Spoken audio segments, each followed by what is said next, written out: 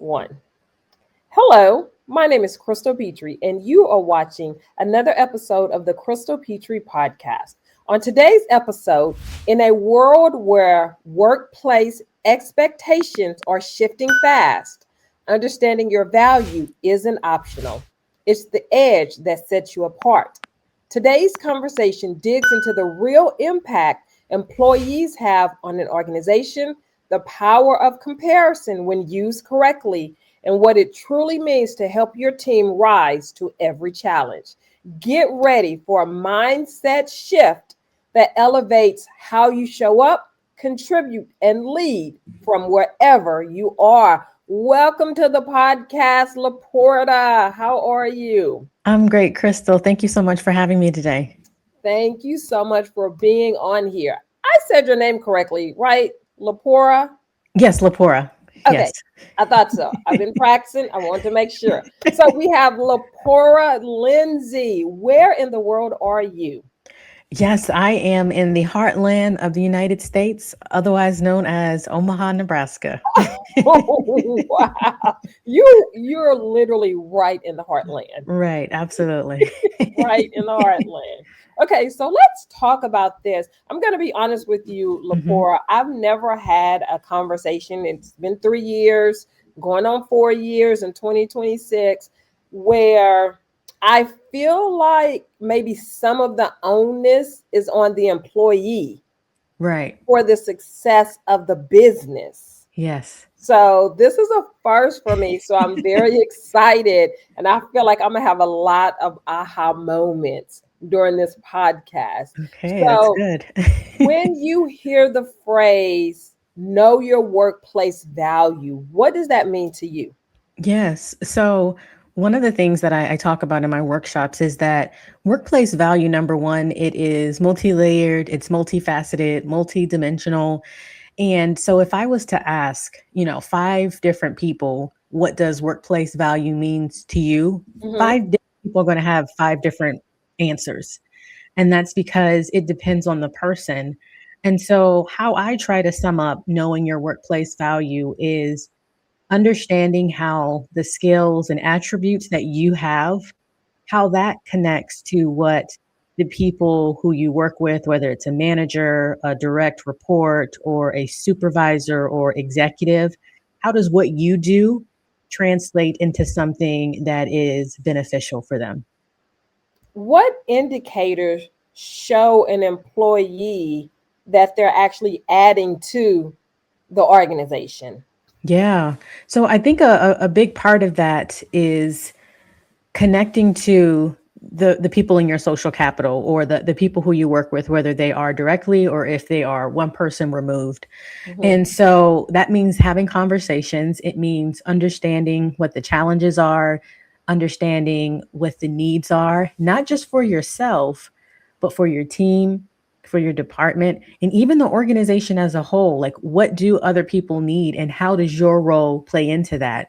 Because, Crystal, if I'm honest, not all of the time when we are contributing, are we going to see it? It's not like every time they're gonna be like, oh, Crystal, you did a great job. And oh, Right. Crystal, you did this. That's not gonna all the time happen. And so that part of it is understanding what that overall mission is and then figuring out what part we play into completing that overall mission or that overall goal. And what about impact? So, how would I be able to measure my impact as an employee, for example, without the performance measures? Because sometimes for me, performance measures are not an accurate Right. reflection of the employee. I'm just being honest. Maybe we need to come up with something else. But those performance reviews are not it, Lapora. They are I not it. So, how can someone determine their impact? Yeah, no, agreed. So when we think about performance measures or even like the performance reviews, it Okay. measures two different things. It measures, number one, what is external. So what is outside of your control. And so that means, like, let's say you have a project that needs to be completed, but it's not an individual project, it's a team project, or it's something that requires multiple sign-offs or approval. Mhm. It may not happen within that performance period. And so can you get a high score based on that? Probably not. I mean, you've done all that you can do, but the Right. project isn't complete. So that's one portion of it. The other portion of it is the self evaluation or the self assessment, as in what can we control. And so when we're talking about that measurement piece, I think it's really important, as if anyone is an individual contributor or a direct report, to focus on what we can control. And I think a big part of that is looking at what we have accomplished over the last 90 days or the last year, instead of looking at what we're missing. What Mhm. have we done? And then that we use that as our measure. I recently read the book The Gap and the Gain, and one thing they talk about is measuring back. So looking back where you started and Right. seeing all of the progress that you made. So measuring it that way. Not everything is going to be quantitative. Right. Sometimes it's going to be more qualitative, and that's okay. That's a great measurement as well. Do you think employees need to measure themselves or look for the impact? Like just for themselves? Do we Yeah. need that? I mean, so every person is different. And so Mhm. I won't do a blanket statement and say that every, employee should be looking at should be looking at how to measure themselves. And I say that because not everybody is working to be fulfilled. Some people working to pay the bills. Like, let's just call it what it is. Like, some of us are working because we have passions, and the job pays for the passion, Right. right? Like, the job in and of itself is not the passion. Some people are working because that is the job that they fell into, and it helps to take care of their families. So I would say, if someone sees themselves in a professional through a professional lens as working in any industry, whether it's the industry that they are in now or the industry that they want to be in the future, but it's a entrepreneurship, so not entrepreneurship, but an entrepreneurship, meaning you are working with someone else, then yes, absolutely. That measurement is important because it is it's not to look at the gap, but it's to look at how am I improving? What are how have I how far have I come? And Oh, to yes. see what types of ways we can not just correct things, but to grow as a whole. Sorry, my printer is over here. Just sometimes it occasionally makes noises. Okay. But how can we grow in the future?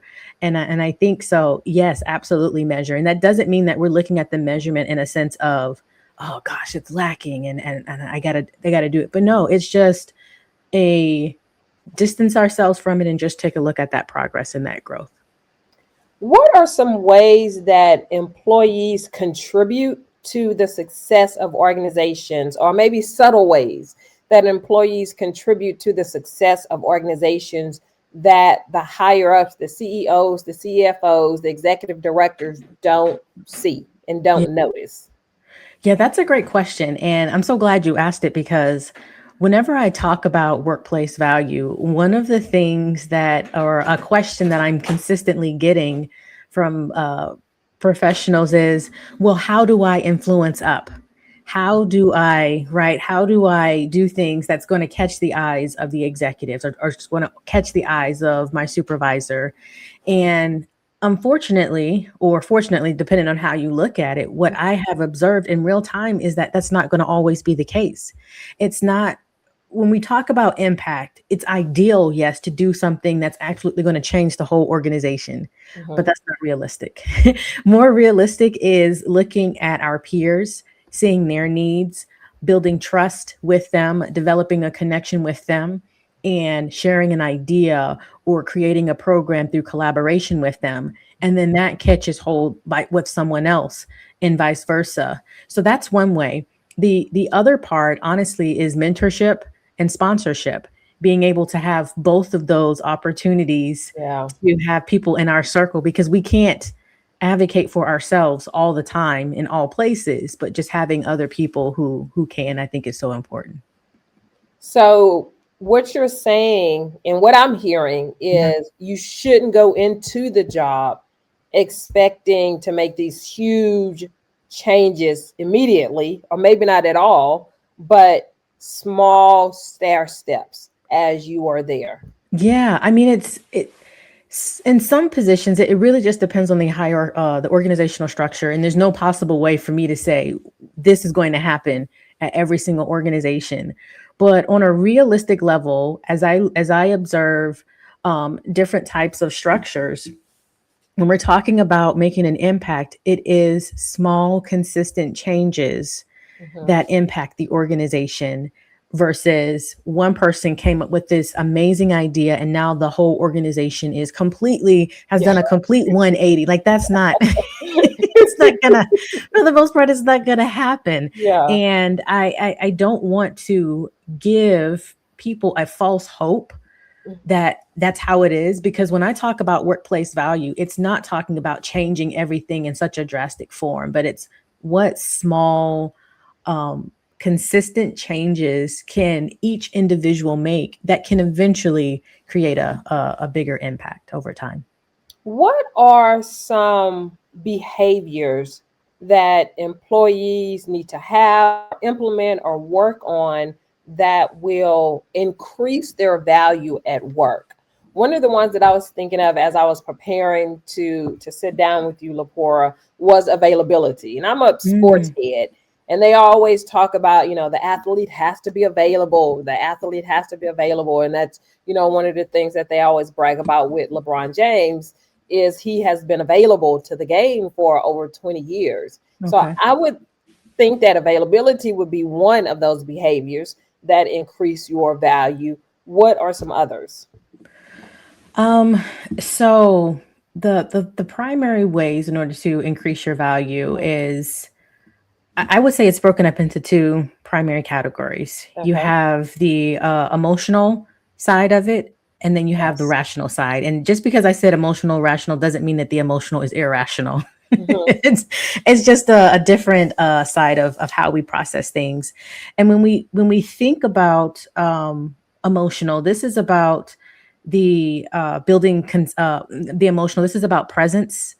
This is about warmth, and this is about relationship building. So, Hmm. how are we connecting with people? And then when we think about the rational side, this is about consistency, competency, and communication.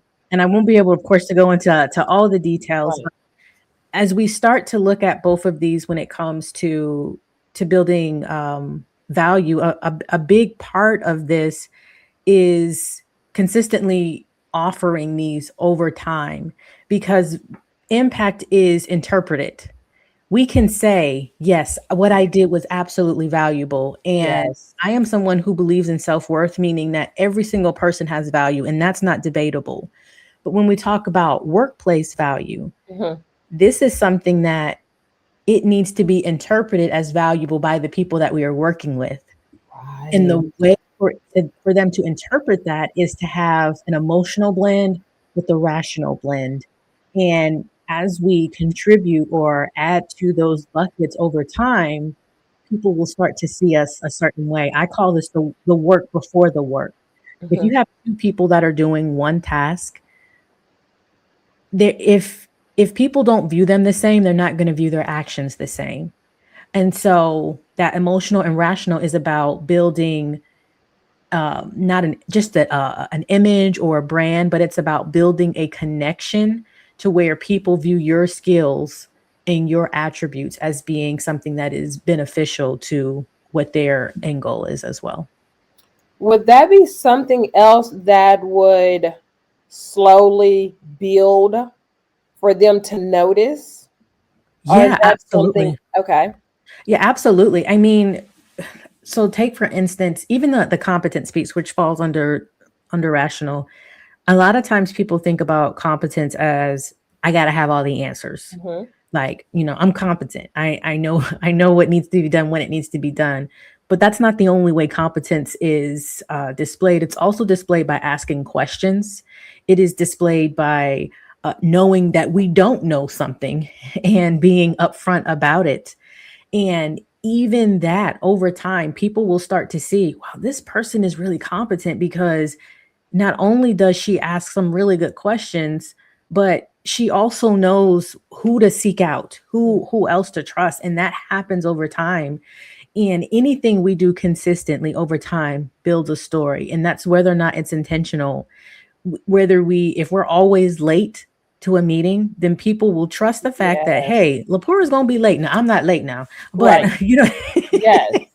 but if we're always on time, people will be like, yeah, LaPora is always on Always on time. time. Yes. Right. But that happens through consistency of us seeing a certain action or behavior over and Right. over. We will trust you and we will tie you to whatever that behavior or mannerism is. Absolutely. I will say the negative side, at least that'll take a while. Yeah. They both take a while, but if you're displaying negative behavior, it'll take a while before they catch on to that. Yeah. Can workplace employees shift the culture of the organization, or do you have to have a title to do that? Like, your upper level executives and managers. Yeah. No, they definitely can. And I'll use myself as a story. So I had one position where it was a paid position Mhm. and I was overseeing a volunteer program. So I was working with 52 departments. All 52 departments had a volunteer representative, and then they had their supervisors. Even though each of those volunteers had a requirement, they were still volunteers. Mhm. So, I was kind of like stuck between, I had to make sure that it succeeded because I was getting paid to make sure that it succeeded. But I'm Right. working with people who already have other jobs, have other responsibilities, Mm. and now I have to make sure that they get this volunteer work done. And so I started off with, y'all gonna do y'all job. Y'all gonna get this done. Like that was like the mentality that I had. And Crystal, did you know that didn't nobody do nothing? They didn't do nothing, Oh right? my goodness. But when I started to go through to the what I call the equation of value, which is not just your effort, but also understanding what matters to the Mhm. people that you're working with, and then the positioning, which is bridging my effort to what they see what matters. It changed everything. Oh And wow. so we went from a point of where there was like a 30% report rate where the volunteers were submitting their reports. It was right at Mhm. 30%. And within 6 to 8 months of me bridging, like understanding what they need and bridging how I could help them get there, it went up to 70%. And Wow. so that is one of the ways where it changed the culture of that program. And I had power, but I did not have authority. I Mhm. was not in charge of anyone, but I had influence because I built trust. I demonstrated my competence. I demonstrated my communication. I relationship built. Like I was doing all of these things. And over time, I was able to slowly start creating a change. And I share that because that is a universal truth, is that even when you don't have authority, you can still leverage your value. Mhm. But that is a matter of understanding what is valuable. And you can only do that if you understand what the people, I call them your people in your social capital. You can only do that when you understand what the people in your social capital need. Yes. Let's talk about challenges, which wherever you work, Yeah, I feel like there will be challenges. I don't care where you are, absolutely. there's going to be challenges. So, what does it look like to actively help your employer, your director, your manager solve challenges rather than just complete tasks? Yeah. So, a big part of this, and this is coming from an introvert, Okay. a big part of this is collaborating, having those conversations. Um, we can always, and this is for anyone, we can always just say we're going to do a project because it's fun and we see the purpose in completing that project. But if it doesn't help anybody but yourself, it's not really Mm. valuable to your supervisor. And one of the examples that I use is, let's say you're an extremely talented singer. And I'm talking about, you want to be Mary J. Blige, you want to be Beyonce, you want to be Taylor Swift, like I don't Bon Jovi, I don't care who you want to be. Like you're all those singers all in one. And somebody, you work at a financial institution and they're asking for a financial report, and you're like, you know what, I'm not going to give you this financial report, but I'm going to send you a solo though. You gonna get this solo. Like, and the solo has nothing to do with financial reports whatsoever. You just want to Yes. sing just because you're talented and gifted and can sing. That isn't helpful. That isn't valuable. And so it is connecting what you do to the project or to the department. And if you're finding that, well, I don't find any, I don't have any skills that give me joy or give me a passion. Either one, you have to decide that I'm going to do it anyways. Like, this is just one of the jobs that I do because Mm-hmm. it pays for my passion. Or you find other opportunities of the skill sets you have, and whether it is cross departmentally or in that department, find other opportunities to connect what you do to a current challenge. And that requires, and you'll probably hear me say this over and over, and I'm pretty sure I've already have, that requires having conversations, that requires communicating, that requires relationship building, that requires trust. Because ain't nobody just going to come up, and yes, I said ain't nobody just going to come up to you and start telling you everything that they need, and expect you to solve it immediately. It takes time, and it takes an intentional effort of you understanding what role you can play in helping people to reach their outcomes. LaPora, as a self-titled introvert Mhm. yourself, Yeah. how can other introverts that are listening, I'll just say, for lack of a better word, like, get out of their head or get out Yeah. of their way, because you're talking about a lot of communication, a Yes. lot of relationship building, a lot of talking, a lot of starting the Yeah. conversations, which, from what I know about introverts, those are all no-nos. Yes, point taken. So I think that, when it comes to being an introvert, a big part of it is understanding that what it's about is how we charge up, how we recharge. And this means that after networking or working, whatever that job is, we need some time alone. Like, don't nobody bother us, don't nobody talk Mhm. to us. We got to get our energy back up at a level. And so with that, I would say it requires planning. It requires planning with this, and I say this as a slow processor. When people are giving me information, I don't have an immediate response. I need to think about it before I say it. So this is coming from a slow processor and an introvert, that sometimes it requires planning, where if we know there is a meeting that's coming up, if there is at least one thing we can share, do that, share that. Mhm. And if afterwards, if the cultural norms are accepting of it, send an email, right? Saying, hey, I didn't think about it at the time, but XYZ, send that email. And then over time, people will start to, your coworkers, your colleagues will start to see how you process information. And because it's not going to be a one-time thing. It has to be a consistent thing where they see that you are contributing and you're able to add value.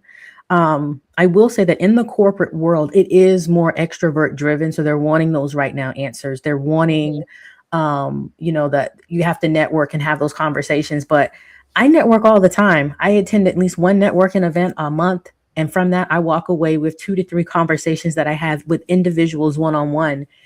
And it really is just about getting my energy in place beforehand and then setting aside time afterhand, but then also studying the programs or my area so that I can contribute to that conversation. And then over time, people start to see, okay, she does contribute. Mhm. She just contributes in a little bit of a different way. So I don't know if that clearly Yes. answers what you're looking for.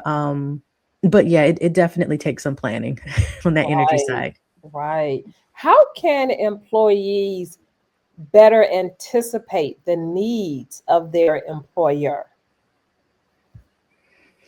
So that comes with not just the communication piece for sure, but also studying whatever that field is. Mm-hmm. A lot of people, from what I've seen, there is we know the job and we know the job description, but we don't really go beyond that. Um, we we study the role, but we don't study the potential questions that can come from it.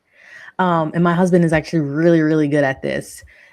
So anticipating the needs is sometimes for me and for other people that I've worked with is, hey, so this is the problem. And I'm Mm-hmm. going to present this to you. I'm going to do a trial presentation and not like a full on presentation or just a conversation, and let somebody else intentionally poke holes in that conversation. Like, I don't see, I see this as a question, or I see that as a question. I mean, and we're in the age of AI. Yes. So even just using that tool, the free tool, you don't even got to pay for the tool to say, this is the problem. Don't put any IP stuff in there, but like Yeah. intellectual property.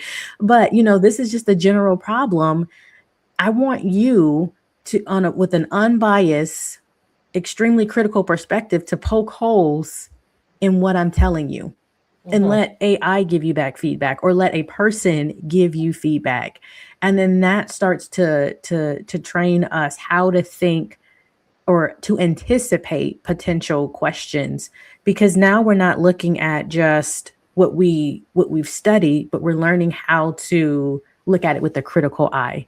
A lot of times people look at criticism or critical feedback as being a negative, but it doesn't have to be. It Mm-hmm. really just depends on how we use it. What are some skills that employees need or need to acquire to help them navigate workplace challenges? Honestly, I would boil it down to just one skill, and Okay. that's emotional intelligence. Really? Like, that's so, I mean, unless you're like a doctor or like, because you need more than emotional intelligence, because I don't want someone just emotional intelligence working on me. Yes. True, true. But because it covers so many things, Mhm. it covers self-awareness, it covers social awareness, right? It covers relationship building, it covers self-management. So all of these different areas it covers. And if we take the time to develop and to grow in each of those areas, we will find that we learn how to think through our thoughts, however, whatever that looks like for any person. We will find that we are able to have conversations that aren't just about ourselves, but they're also about other people. And I want to say that the research that I've read through said that it's either, I don't know why I'm getting these percentages confused, between, and then this is a big gap, but between Okay. 40 and 60% of individuals who intentionally work on improving their emotional intelligence end up with either a higher salary increase or a Wow. promotion. And that's because when we are working in the work field, this is not, it really, it goes down to relationships. It goes down to how are we connecting with what matters to people. As human beings, we are it's going to sound terrible, but we are self-centered in the sense of we want what's best for us. And there's nothing wrong with that. We want what's best for us. So if you find somebody that you work with who also wants what's best for you, why would you not want to keep them around a little bit longer? Why would you not want to do True. what it takes? Because That's true. they also want what's best for me. Okay, yeah, come. You need a Yes. promotion. You need a salary increase. Like, what projects do you want to work on? What can we do to keep you? So just kind of keeping that mindset when we think about emotional intelligence. Let's talk about comparison. Now, you said something to me when we initially spoke, and clearly Yeah, I have still been thinking about it all these months and days later.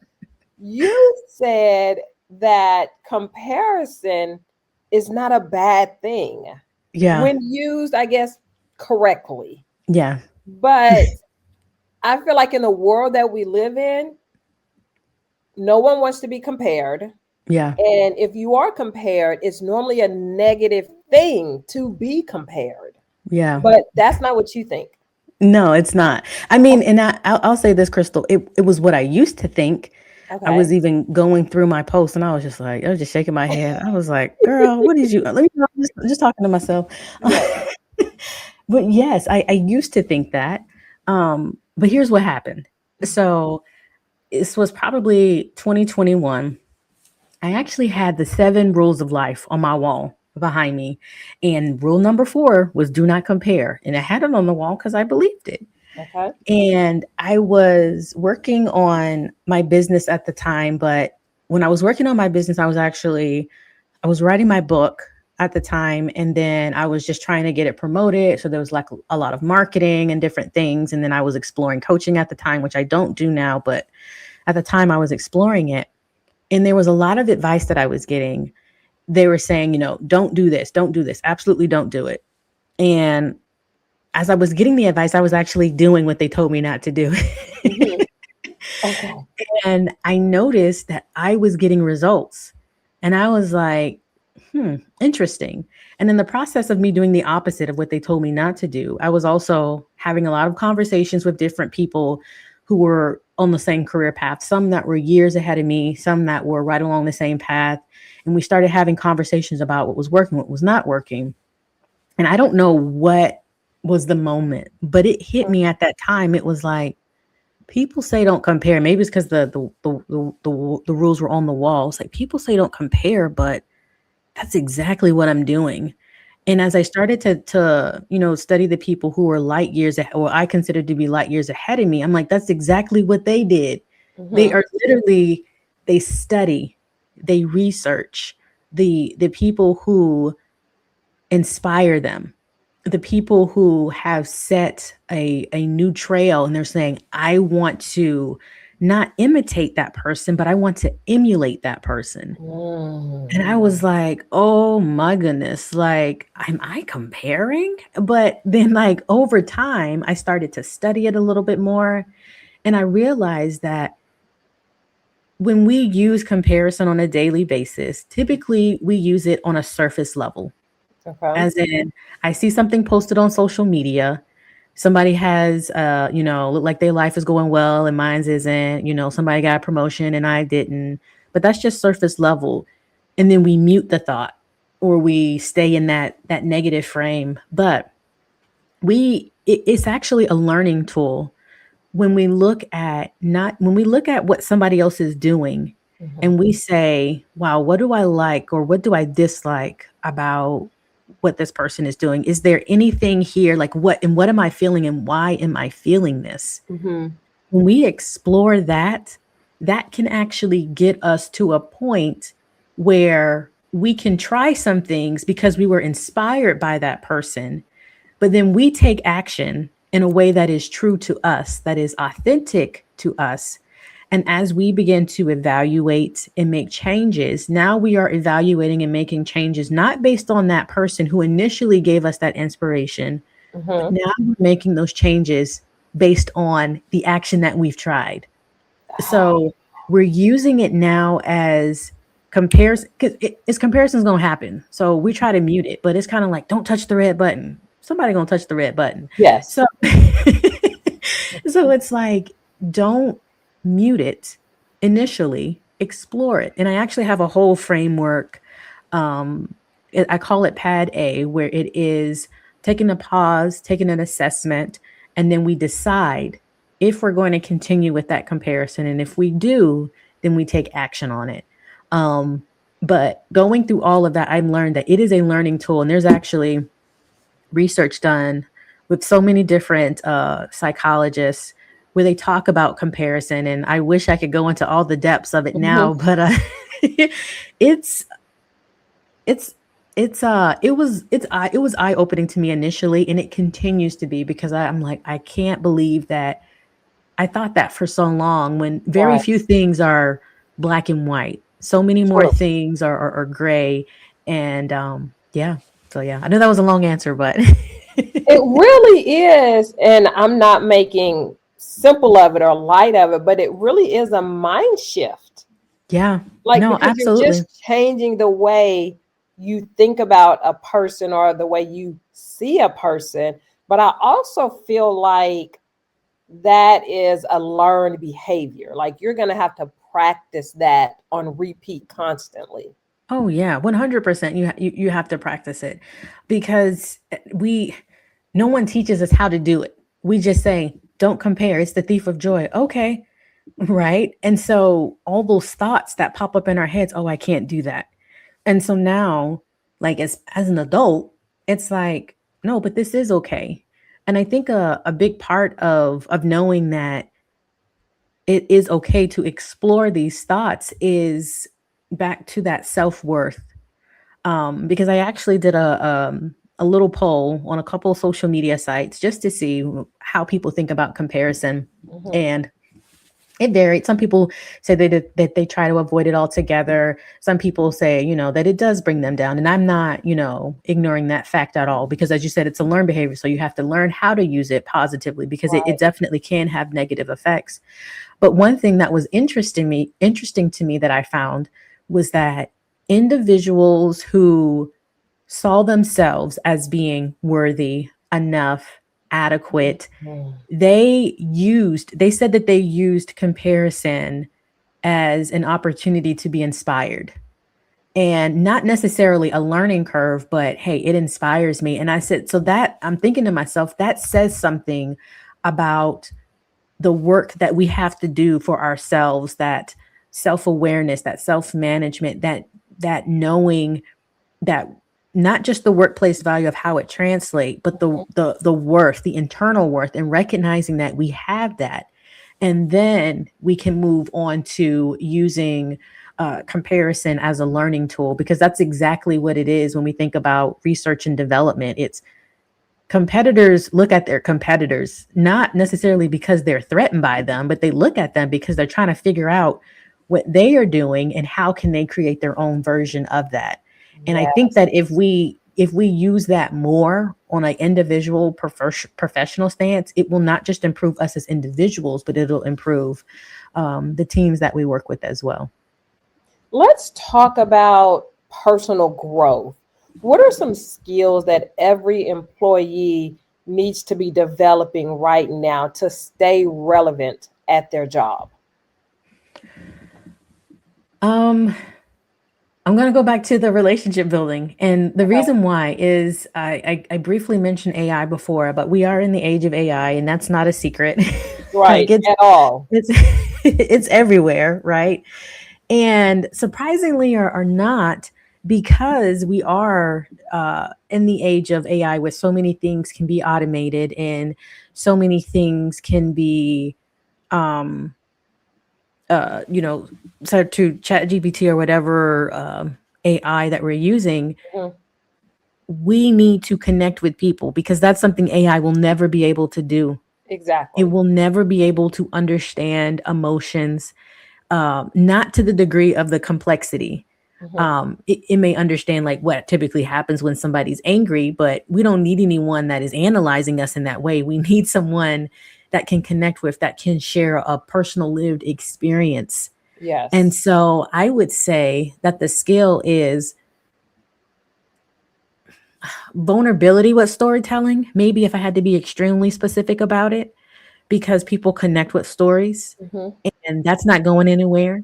And especially connection is not going anywhere. And how do we connect with people? We connect with people by sharing a little piece of ourselves, not in a way that puts us in a bad predicament, but in a way that makes us relatable. And so that's what I would say is probably the primary skill in order to build those relationships. Give us advice and give me advice because I struggle with this as well, LaPora. How can someone communicate their value, communicate their success, communicate their winning without sounding arrogant? Yeah. It's so funny you would ask this question. So I actually I had a live stream on Sunday, and I asked the very same question Oh, to okay. my guest. To Great my guest. minds, great Yeah, minds. yes, absolutely. And so one of the things that she said, because I will share because I 100% agreed, is it's number one, no one's going to advocate for you like you're going to advocate for yourself. And one of the things my mentor shared with me is that nobody knows what you know. Nobody knows what you know. And what that means is, can nobody read your mind? And and when it comes to the work that you do, your supervisor, unless they are like hovering over you 24/7, they don't even know every single thing that you do. Mhm. And so a part of that is getting into a habit of sharing what we do, because sharing facts is not bragging. Mhm. Now, when you start going into, oh yeah, I'm the best at what I do because I submitted those 3 reports. So now we're getting into bragging territory, because now you're adding a little bit of extra flair in there. But saying that you submitted 3 reports is not bragging. That is a fact, if that's what Mhm. you've done. The other part of that my guest had mentioned was the creating an intentional distinction between the I and the we. Okay. If you took lead on a project, then say that I took lead on the project. Wherever the team or there was collaboration, say we, because that if you're saying I for everything, number one, you're taking credit for things that other people have done. And then number two, you're making it now about yourself. And again, if it's a fact, it's not bragging. But when you say that I did this all by myself, knowing good and too well, that's what my grandpa used to say, good and too well, that there were other people that were a part of that, that also goes into bragging territory. So being distinctive on the things that you've done by yourself, but also distinctive on the things where, hey, I collaborated with XYZ department and we came up with this idea and then I finalized those project plans. So that's really important. Um, and then being able to share it. Now, if you're someone who let's say you don't have an opportunity to share it at a meeting, one of the things that I've seen work really well is sending a weekly email, letting your Hmm. supervisor or somebody else in whoever needs to know, hey, this is what was accomplished this week. These were some of the challenges that I faced, and this was how I overcame those challenges. Because that's also communication. That's also relationship building. That's also building competency, building trust. It's not verbal, but communication doesn't always have to be verbal. There are other ways that you can communicate and build trust and build value that doesn't require you to verbally speak, but you can still communicate in other ways. So it really is okay to pat yourself on the back 100%. Yes. and not feel guilty about it. Yes. And that was so hard for me, Crystal, up until this year, to be honest, like so hard for me. But this year, I was really like, for me, I had to actually sit down and track what I've accomplished this year. And I started that at the beginning of the year. I'm like, you know what? Let me track what I'm doing. And I was like, "Oh my goodness. I'm actually like I'm getting things done." And when I looked at the list, I started thinking, well, if I had not done XYZ, this would not have happened. Hmm. And then I started to see that I'm not in the same place I was a year ago. Whether it's physically, mentally, emotionally, spiritually, I'm not in the same place. I'm in a different place. And a lot of that was because of the actions that I took. I did that, right? And there's absolutely nothing wrong with that. And there's nothing wrong with letting other people know what you did, because if they don't know, they won't know. That's true. That absolutely is true. Yeah. What is your advice for employees how they should how they should approach their higher ups, their managers, their executive directors about growth opportunities or Be promotions? yeah. Be upfront and let them know. A lot of what I've discovered is that many professionals assume that their supervisors know. I'm doing all Right. this work. They must know I deserve to be promoted, but they don't know. Hmm. Um, and I can't tell you how many conversations I've had where that was the exact conversation, is that, well, I did the work and I don't understand why I didn't get promoted. And then it'll come up where it's, did you let them know that you wanted the promotion? No, I didn't. Okay. So going back to that, people don't know what you know, Right. That's exactly what I right? was thinking. Yes. You have to be upfront. And it doesn't have to be to the point where we're like, hey, I want a promotion. I believe I deserve this. It doesn't even have to be like that. But it could be, I am exploring opportunities for a promotion, and I want to know what you see. This is talking to the supervisor, what you see as some areas that I need to focus in on in order to get that promotion in the next year or the next 2 to 3 years. Have those open conversations, because many times in so many of the workshops I do a lot of workshops with leaders. Mm-hmm. There's always these questions of, how do we provide feedback? How do we let people know? And many times they are not certain how to provide specific feedback. And so if you know what you want, Mm-hmm. then communicating that specifically and asking specifically for, how can I improve, that helps them, because they don't know how to start those conversations many times. But if you do, well, number one, you've just solved a problem for them. And number two, you have now communicated what you need, and you can just go and grow from there. You know what I was thinking about as I was listening to you, LaPora? You said something a little while back in the conversation about doing like a weekly email. Yes. This would Yes. be the perfect opportunity to do that, because now they would know, your manager, your executive director would know all the things that you are doing. Yeah, absolutely. Because not everyone has an opportunity to meet with their supervisor once a month, like depending on what that Right. the schedule, the structure looks like. But if you know that you can reach them via Teams, via Slack, via email, try through those means, and sending those weekly things, and maybe even asking for that one-on-one. if Yes. you if you just make the ask. Worst case scenario is they say no, and then maybe that gives you some intel. Is this an organization that you want to stay with? Can you see yourself happily in Yeah. your supervisor's role, where they don't have time to work with their direct reports? Because if you can't, going back to, you have to then make that determination. Are you working here because this is what you're passionate about? Or have you decided that, you know what, this isn't what I'm passionate about, but it pays for my passion, and then just taking it from there. So even if we don't get the response that we wanted, it doesn't mean that we need to get up and quit the job. It means that we need to do a little bit more of an assessment and figure out, where do we go from here. Absolutely. LaPora, give us one or two tangible things that employees can do starting today Yeah. that would help increase their workplace value. So, one of the first things is having conversations with other people. And the conversations don't need to be work related. In fact, I recommend that they are not work related.